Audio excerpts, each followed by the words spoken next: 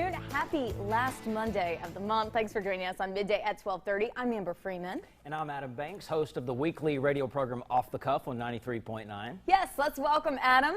I expect a hand of, come on everybody in the studio, everybody out there. Thank you very much. We're super excited you're here. I'm excited to be here. You know, it is Monday, and I love Mondays. I think Mondays are very underrated.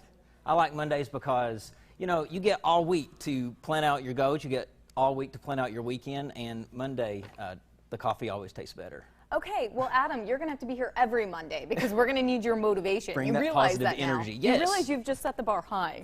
I will be here. Okay, that's good news. Well, for anybody that may have not ever heard your radio program or your podcast, tell us about yourself. Okay, yeah, Off the Cuff, I say the best way to really describe Off the Cuff is a high-energy talk radio show here in Lexington that discusses current events, pop culture, politics, sports, so a little bit of everything.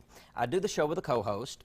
We like to talk a lot about things that bring up debate, so we open up the phone calls to listeners, and they chat with us. We like to talk about a lot of situational conversations, and we are not afraid to shy away from the hard-hitting topics either. I'm not afraid to go onto the radio and be real and give my opinion whether or not it's controversial or not. So if you are somebody who likes real, authentic, raw talk radio, Off the Cuff is something you should tune into. Ooh, I like that you're on the show. How fun is it that you actually get interaction on phone calls from people? You never know what you're going to get, especially when you're live. Live is just a different beast. It's just a different animal, and that makes part of the, it just makes the show, that adrenaline, that's the stuff.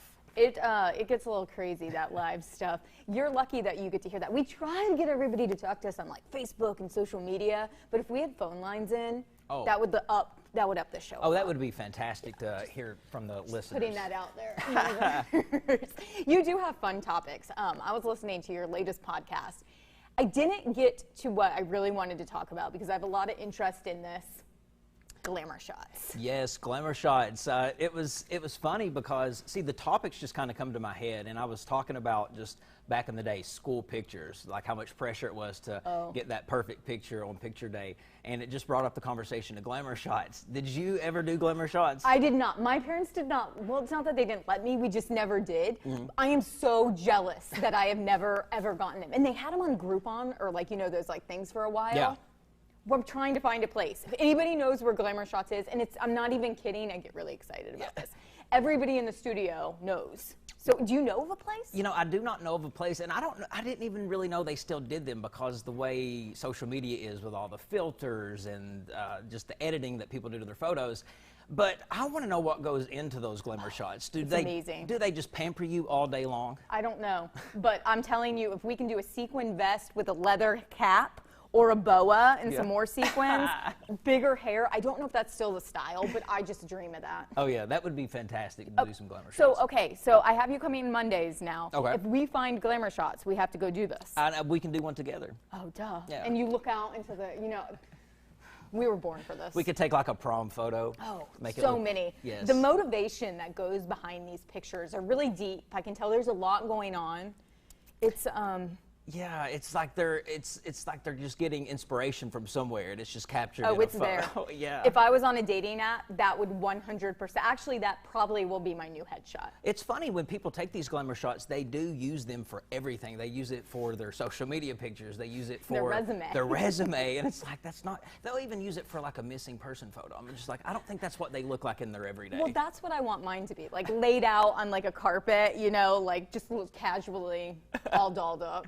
Yeah, I think if I was going to get a Glamour Shot, I would definitely want one of those 1950s look where I have a cigarette in my hand and a hat. Like James Dean? Yes. All right, this is happening. If anybody knows where Glamour Shots are located or anybody that does anything like this, please, please, I beg you, let us know. All right, this may be something I don't know if you're so into.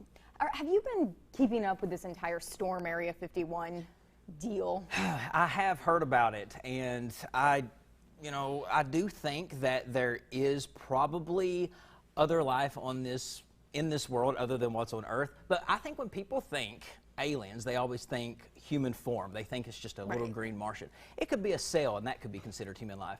I think a lot of people are going to be very disappointed when they go to Area 51 and there's nothing there. Yeah, there's not a little green Marshal there. But there's like concession stands because they know they're coming. You can get some waffle fries. Yes, yes, and you have to have a lot of guts to show up on a military base. True. And where they train military professionals. So you have to think very highly of yourself to know that you're going to combat that. I like that you brought up, though, that you believe there's other life. Yes. In the universe and the thing, because I agree. How selfish and narcissistic of us to think we're the only ones out there. Yeah, it's ridiculous to think that we are the only people living here on this in this universe. Yeah, I agree. But yeah, I would like to think that there is other stuff out there. I want to see what it looks like. I just want to see how smart they are, powerful they are. And I've always heard that just extraterrestrial, they're just really smart beings. So I don't know why people are thinking they are going to outsmart the aliens when they go to Area 51. Well, a little more than outsmarting, people are preparing themselves. Listen to the story. More than 6,000 people have already taken out alien abduction policies, right? These are insurance policies, each worth the equivalent of $8 million in compensation. Ooh. All right, so the cost of this insurance, $24.95, which is a one-time fee. You're going to receive a copy of the certificate in a frame. There we go. It pays $1 per year over a $10 to $20 million year period. Not dollar, but it's $1 a year. The owner of the insurance says 2 people have submitted claims so far. One of them is being paid $1 for 10 years. And a meeting is planned on September 20th at the Area 51 Alien Center tourist attraction to coordinate a raid. Now, of course, Area 51 warns people against this, saying the U.S. Air Force is always ready to protect America and its assets. Are we taking it too far? We are, but what gets me is the fact that they pay you $1 over every 10 million years. Yeah, over 10 million years. But you get this certificate. That would be really cool to hang up in your office. Oh, yeah. Or hang up in your bedroom or really anywhere just to say that you went there and you bought the insurance. But yeah, I do think we are taking it a little too far. And I've read more on that story. He's actually sold quite a few insurance policies, so people are buying them. Well, and he's already had some claims. Listen, I am not going to say whether it's happened or if it's right or wrong, because anything that takes people somewhere other than their daily lives, I'm okay with. Oh, yeah. Yeah, I would love to actually just go for the experience, just to say that I did. Oh, to Area 51? Yeah. To get the T-shirt? Yeah, just to get the T-shirt and say I was here. It'll be interesting. It is a huge thing. There's entire shows. Have you ever seen Ancient Aliens? I have not. I hope my father is watching online right now, because he thinks this is the most fascinating, interesting show in the entire world. Yeah. Basically what they do, the aliens are the cause of everything.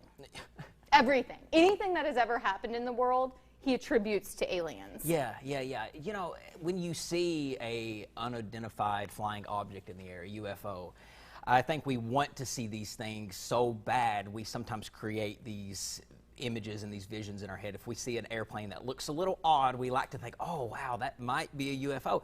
And it could be. I have had some experiences before, not to sound crazy or anything, but there's been a bunch of beaming lights around me in it. Those were aliens. You probably need an insurance policy. Ancient Aliens, though, I'm telling you, somebody walked into a Kroger, that's because of aliens. It's that easy. Check it out.